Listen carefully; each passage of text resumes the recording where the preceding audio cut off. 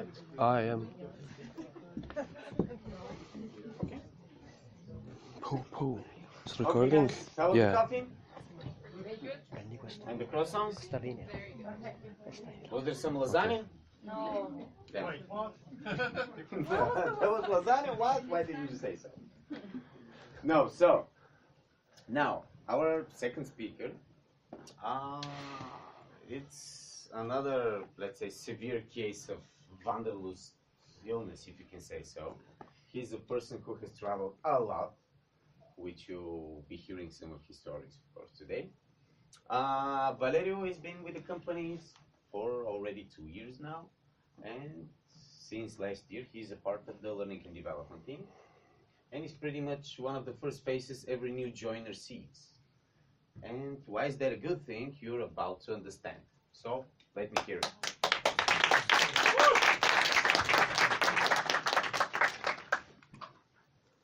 I want to start by telling a story that happens very long time ago. This was my school. It's where I learned to read, to write, to make friends, to become a person. I've selected this specific moment here to tell you about this story. It's written there, 2nd grade classroom. We were all kids. This is me when I was 7. I hope you can see it. I remember perfectly to be in a class, and my teacher in the morning decided to pray. So she told us all to pray. Everybody was with their hands like this, and we were looking at each other, not sure why we were doing it, but at the same time nobody was questioning why. And in my mind, I was thinking, when I go to church, I pray. At home sometimes, and we have a religious school on the weekends, like everybody else in my country. So I thought, I'm not in a church, I'm not in my religious school, and nobody warned me that I was going to pray in school. So why am I doing this? Well, I decided to ask my teacher. And I said, teacher, why are we praying? She said, what? She said, why are we praying? Come here. And I go, a walk of shame. Everybody looking at me. I mean, I said, come here. She pushed my ear. She says, you don't question my decisions here. Well, I turned back to my place. But I was still wondering why I was doing that. And she, because she interrupted the prayer, she turned back and she said, dear Lord, forgive Valerio for his interruptions. And let him to have a brighter future. And I thought to myself, I just couldn't hold it. And I said, you didn't tell me why we were praying. Well, this was the end. She calls me again, and I have to go in front of the class. She told me to be staring the wall. And I was like, this is my punishment. But how long do I have to stay here? She says, on your knees. So I go on my knees, and I'm staring the wall. She asked somebody else to go in the board to do some exercise. So I was not in the class, not in the board, with my back facing my friends. And this thought coming to my mind, what am I learning here? What's the point of facing the wall? Meanwhile, I could be in my class. And she didn't explain me why we were praying. This is the kind of thoughts that probably some of you had already. But we usually don't share. We are ashamed. We don't question authority. Well, I'm a person who likes to make questions. And I also am searching for some answers. So I started at a very early age. She never managed to teach me this answer. So I kind of start searching for my own answers. And that's why I decided to come here today, telling you about some moments in my life that changed my life and my decisions and my perception of things. Do you know when we have chills? If you go outside and you go in the snow, You're gonna have chills, I'm sure, but it's going from outside to us. These ones are the ones that come from inside to outside. We feel them. Usually they are connected to something special that we have, that we feel, a music, a person, a story, a moment, a picture. There is always something there that we can relate and that makes a difference in our lives. That's also why I chose this image here, where I believe we can all relate a little bit, facing the perspective of the path that we have in life. We are sure we want to go on the right. Right's my way. But if I look carefully, maybe I should have went to the left and then I'll go a little bit in the middle and I have to end up going in the right, but I don't know. So I decided to tell you a few stories that influenced my life and the direction I took. We are in a cinema. I will tell you about my first time in a cinema. 1991, I was 6, 7, and my cousins convinced my mother to take me to the cinema. The movie was Batman, played by Michael Keaton, and the Joker is Jack Nicholson. It was directed by Tim Burton. I'll never forget this. Dark environment, first time in the cinema. Everything was new. Comfortable chairs, a lot of people, nobody making noise. You have the popcorns, you have the very loud sound. Every punch, every step was coming through the speakers of the room. Well, I didn't know English back then, and the subtitles were so fast that I couldn't read them all. So I spent my time doing everything, pushing people around me and paying attention to all the details. I will never forget to look around and see in a dark room just the light on the people's eyes. As more or less I'm seeing now. And the emotion of watching a movie, you know. Somebody had that amazing idea of transforming a comic into a movie. It's real. Everybody wanted to be there. It's a Batman movie. So I wanted to be sure that I was there as well. And this experience changed my life. I understood that I wanted to tell stories like this. Even being a hero. To do something different, you know. Somebody thought about this story and found a way to show it to others. That's what movies are all about. We're talking about the 7 arts combined in one thing. Things that we listen, things we see, we get influenced by them. Well, this is one of them. My first movie in the cinema was a key point in my life. So I decided I wanted to follow this path. I wanted to learn the way to tell stories to people and how they go from here to you, like these guys made. So I studied. For you to understand my path, I cannot tell you, I cannot start elsewhere. I know you don't know this place. This is my favorite place in the world. Right there, next to the river. It's called Rocio. And why does this picture is here? It's very simple. This is my hometown called Amarante. And this is the river and the bridge and the church. This is the soul of the place. I decided to tell you about this not only because it's my favorite place, but because of these two people here. One of them, it's a painter. His name is Amadeu de Sousa Cardoso. This one, it's Eduardo Teixeira Pinto, photographer. They don't live anymore, but they are my inspirations. Why, again, am I telling you this? After he died, they gave the number of this street here, his name. The picture you saw when I was 6, it was taken by him. I had no idea. Later on, when he died, I understood how amazing the work of this man was, and he was connected with me previously. That one there, it's Amadeu. He died with 30 years old. It makes now 100 years that he died. 100 years ago. And still, his work influences me. Just for you to have a look. The shapes and the colors that this man produced. I've copied something like this when I was studying art.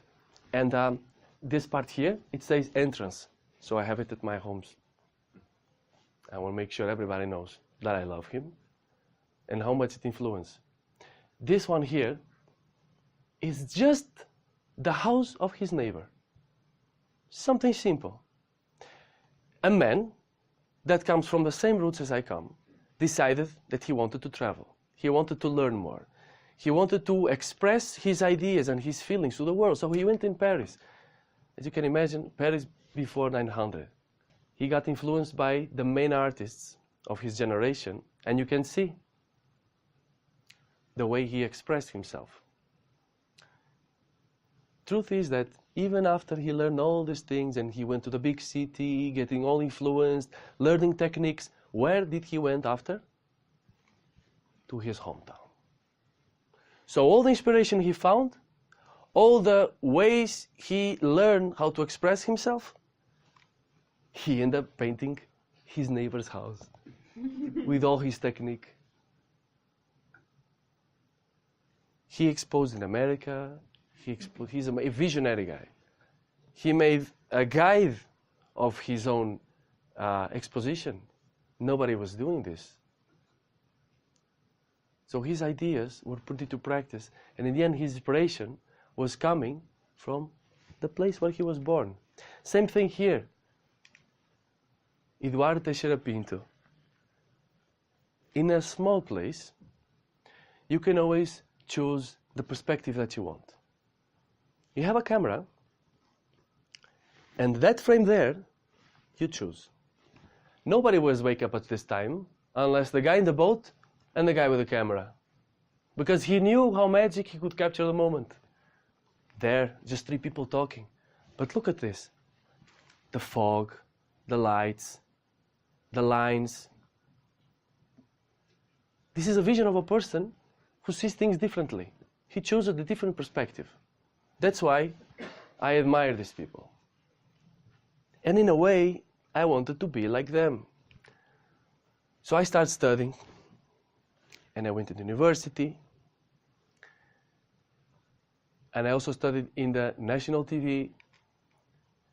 I played the actor, the cameraman, the guy with the sound, the guy who writes scripts, the guy who does jobs alone and doesn't get paid.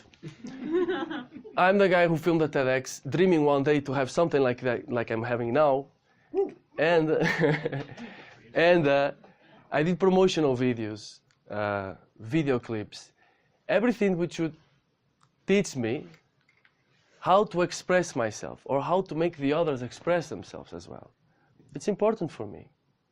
I didn't know how to paint, not as good as them. So I had to find a way so I could tell the story, I could express myself. I wanted to be a well-paid professional as well. I just made up to be the professional, not the well-paid one. So the knowledge is still here, and the dream kind of faded when I was 25.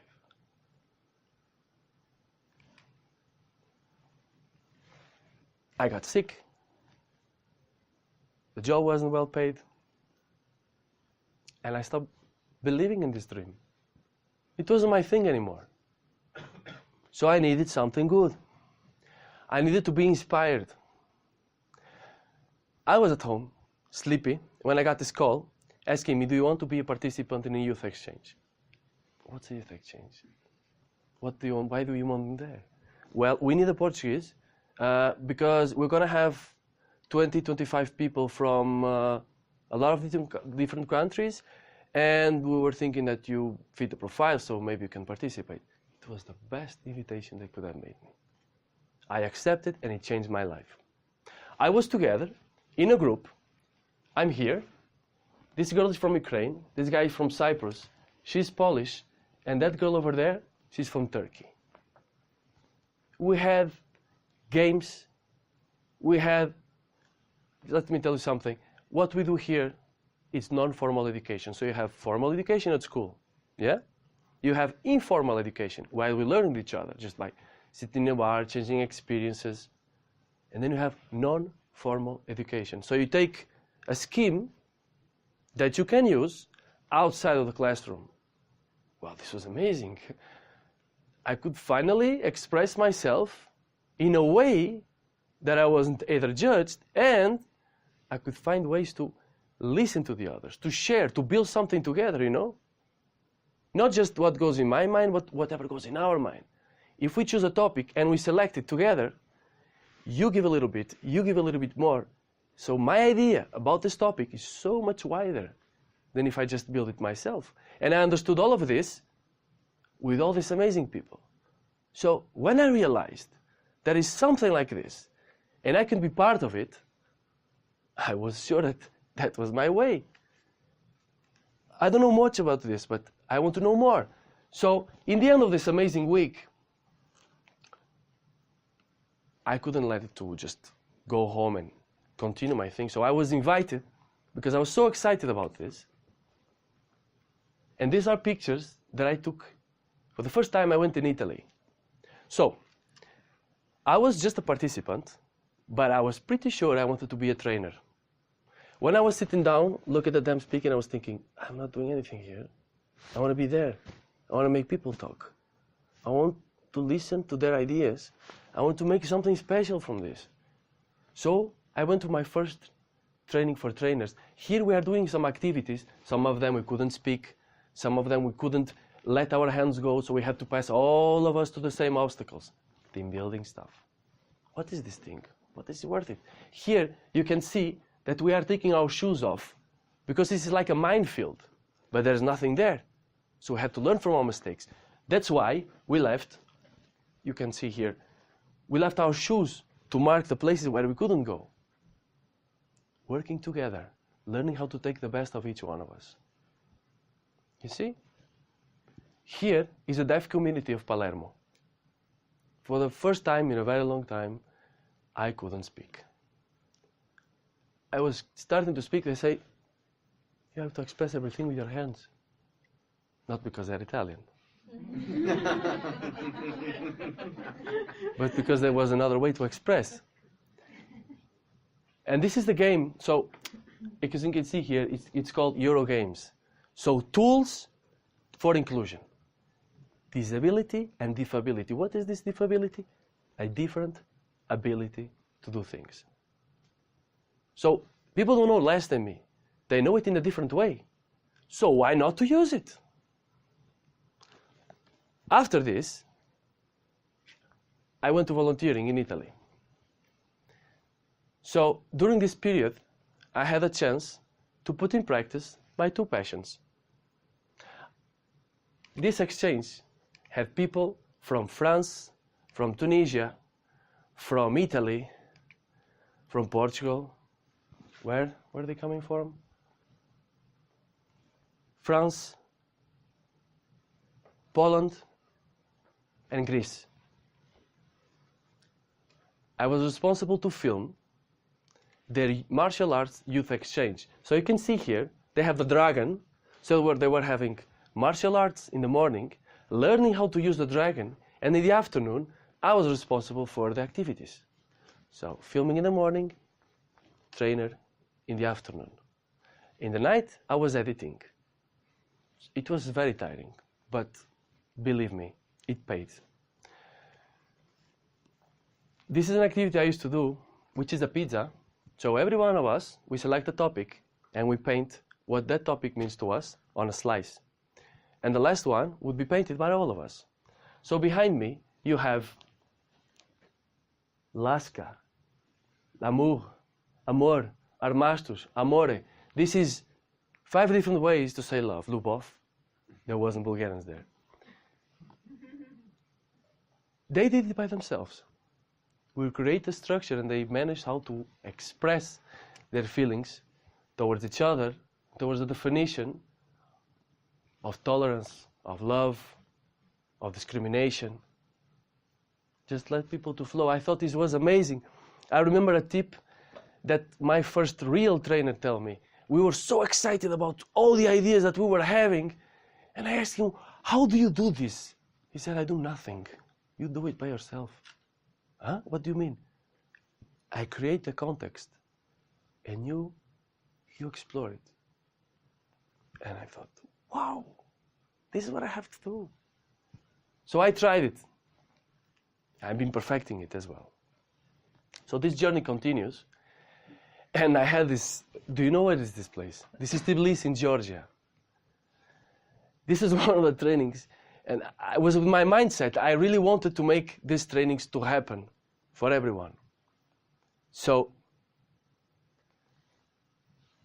I will explain you, but I was in Albania, and then I had to go to Italy, from Italy to Portugal, where I discovered I was sick. Next day, I had to take a plane, regardless of my sickness, and I went to Turkey. From Turkey, I went to Georgia. So I arrived in Tbilisi. From Tbilisi, I had to go to Gori. So I take the bus, and I go to the center of Tbilisi. And from there, I was walking around, searching, because the only contact I had was a phone number from this Georgian girl who was expecting me in Gori. How am I going to go there? Well, she told me, go and grab a taxi. But I don't speak Georgian or Russian or whatever. So I go to the place, and I want to go in Gori. The guy starts speaking with me. I don't know what he's saying. I have the number of the girl. I call the girl. She speaks with the guy. So I thought, okay, it's all right. I waited for almost 3 hours on that cab, waiting for him to have 3 more people so he can go. So I was sick. I was tired. I was anxious to go. And here I go in the front seat. You know when we are like this? And I don't know where he was taking me. It was dark in a foreign country. I didn't know what to expect. I trust it's going to be all right. So I reached Gori by night, and we were not staying in a hotel. We were staying in the house of Eva. Eva is the sweetest woman in Georgia, and she cooked amazing meals for us. But I never managed to have a proper conversation with her. Still, she was always smiling, and that pays everything. I discovered when I finally meant to sleep that I was really sick. When I wake up in the morning, I had my throat like this. I was eating, I was feeling pain swallowing the food. So I had to do something about it. So we went in a pharmacy so I could take a shot of penicillin. And boom, here he goes, ready to work for the week. So I had 1 week ahead of me, and I was already like this. But these people helped me a lot. So Martijn, Nona, and Marluz were the trainers together with me, and we managed to, this is our project for the week, and it was kind of successful. It was very good. We had people from Armenia, we had people from Azerbaijan, Turkey, Netherlands, Poland, Portugal. It was beautiful. Another amazing experience. So when I was here in this route, I was sure this was my path. I just placed the picture from an airplane in the end because I remember as if it was today that I had to take a plane back to Turkey, and I go in the plane, I sit down, and I ask for a coffee. Well, the lady comes with the coffee, and she gives me the coffee, and I don't know, maybe I was placing it down just because I wanted to put some sugar, you know. I was sitting down on the window side. I had a couple of Germans by my side. They were not so, let's say, friendly. And I was asking for my coffee, and the plane shakes. And the coffee spills all over me.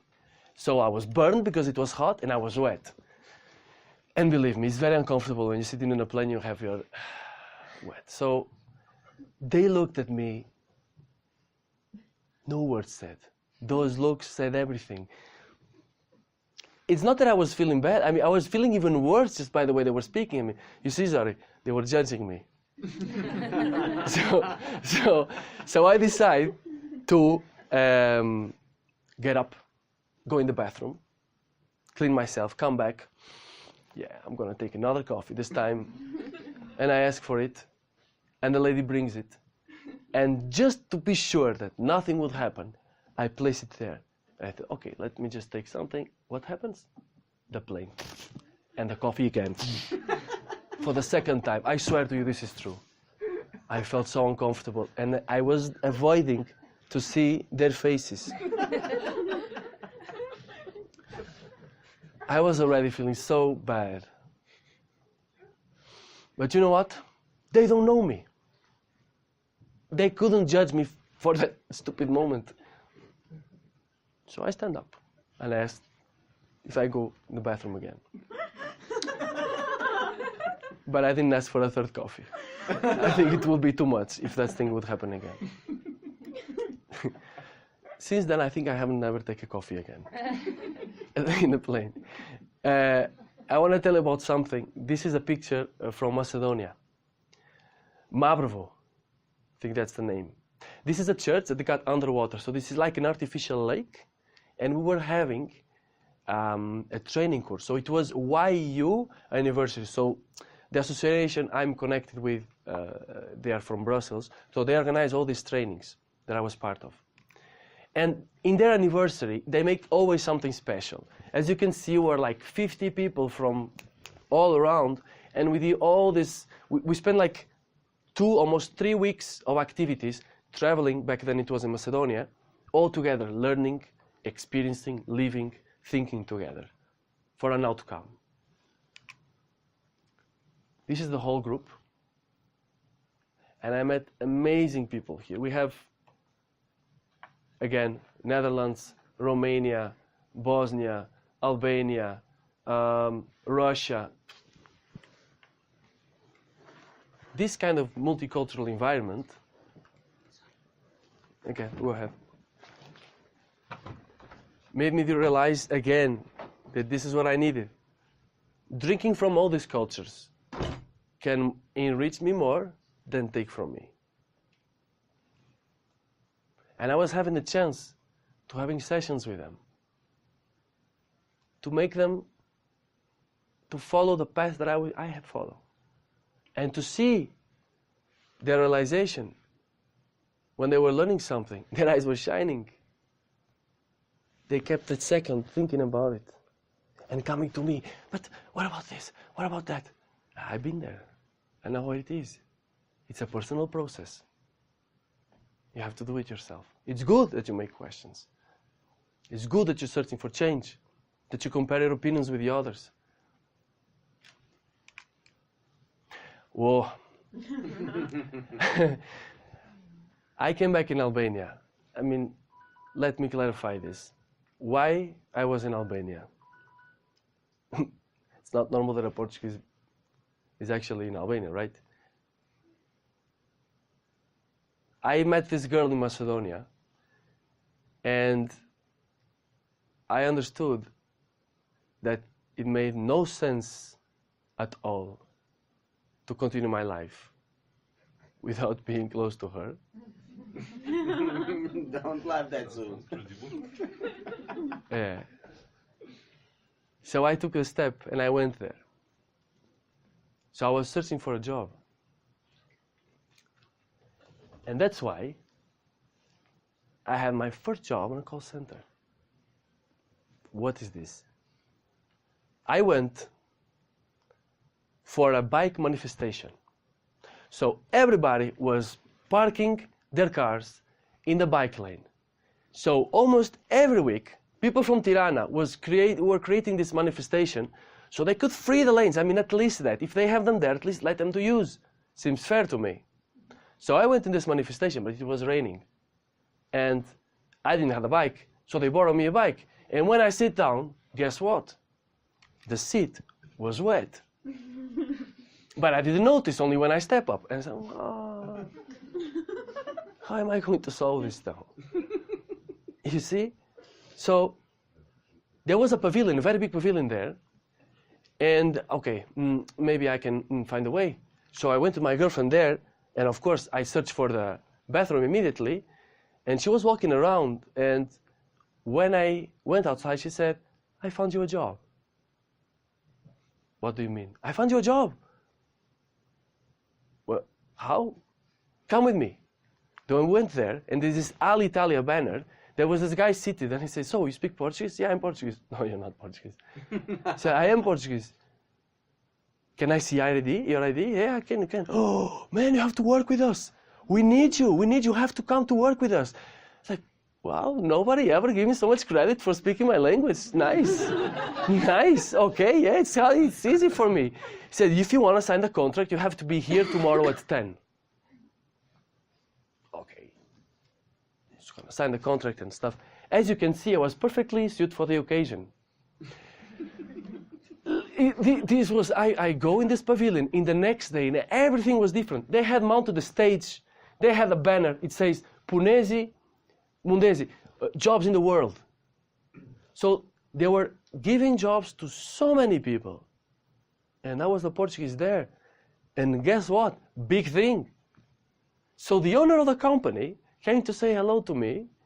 So behind the stage here, we have some chairs, right? And I sit in one of them, first row. The owner of the company on my right, and an empty space on my left. And the ceremony wasn't starting. So I was wondering why. We wait and we wait. Suddenly, we start listening to some noise. I mean, everything was set. The cameras, the microphones, the pictures, the reporters, people waiting. It comes Edi Rama, the Prime Minister. Everybody, oh, Prime Minister. He starts walking, he's like 190 something, so you can really see him. He comes, everybody, hello, Presidente, yeah? And then he sits where? By my side. And I was like, how should I look? What should I say? What should I do? Yeah, I say hi to him, and I was waiting. And then they call me to go on stage. So I go on stage. This is a frame. I was holding the microphone, not sure what to do. And he starts by my name, Sampaio, Pinto, Silva, Valerio. It switched all the name, but he said it. I was wondering in which language, because he asked me, so, what's the story? How do you feel about finding a job? I'm surprised with all of this, and I made my presentation, where I was coming from. And that's how I first started in my call center in Albania. So I was supporting Portuguese for an Italian company in Albania. It was a little bit messy, but I did it. And guess what?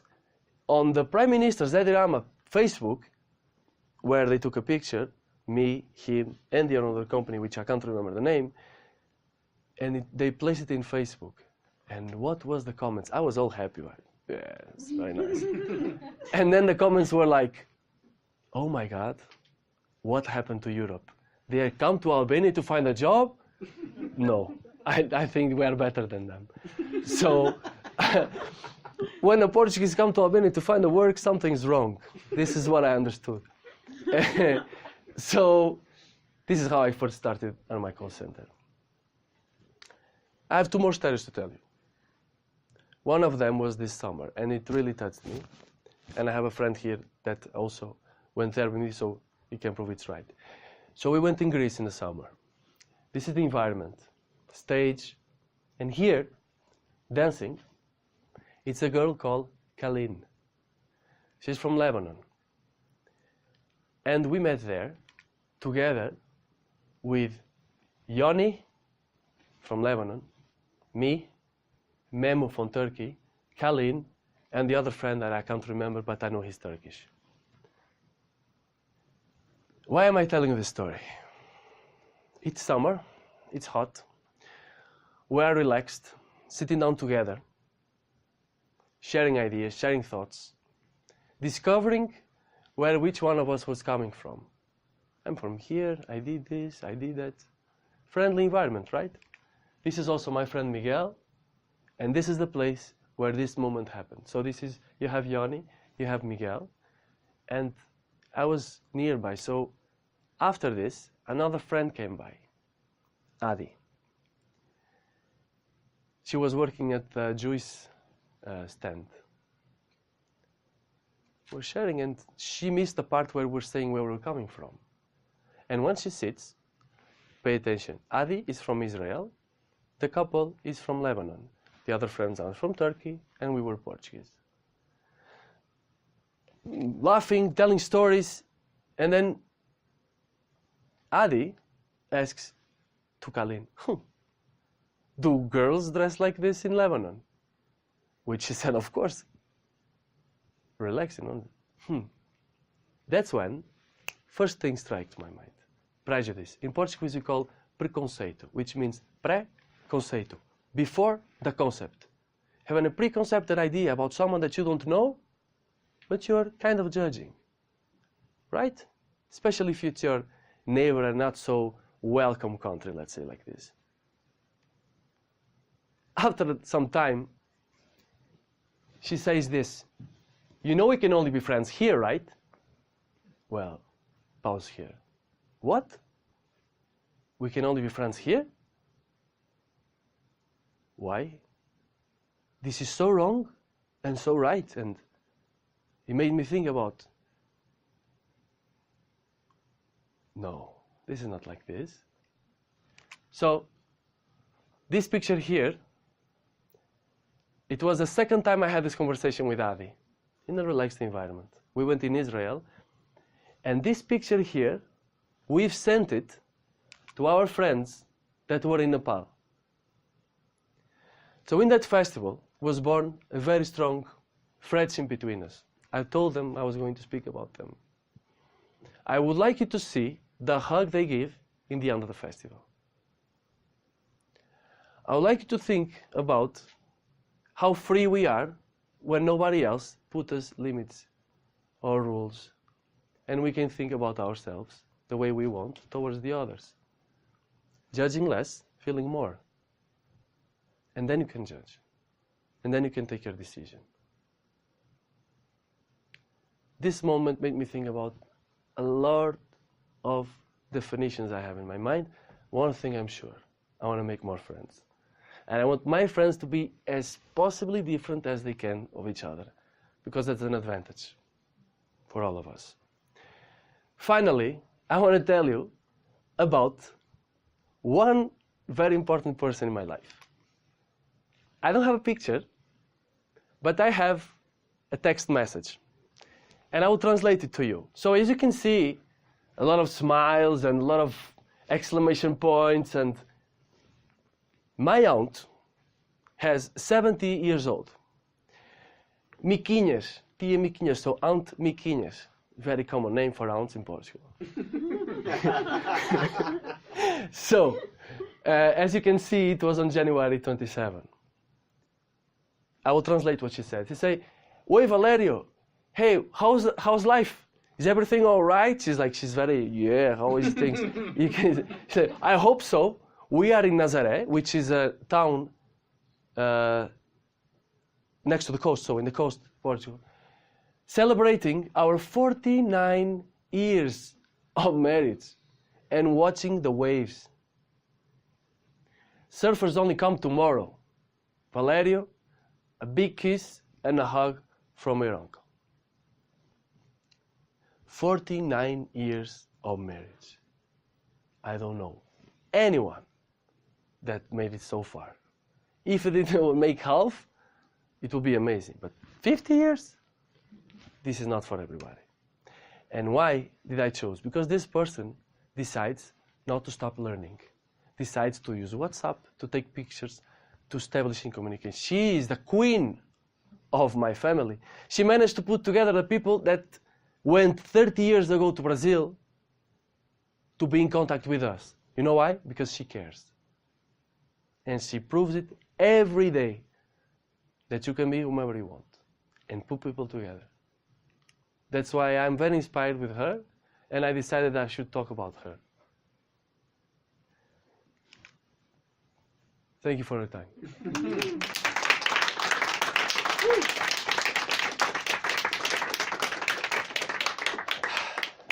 You want coffee? You can speak coffee. Wow, I always need some time to get back to reality after Valerio's telling the story, because he's maybe the best storyteller I've ever seen, and I hope and I think that you felt it as well.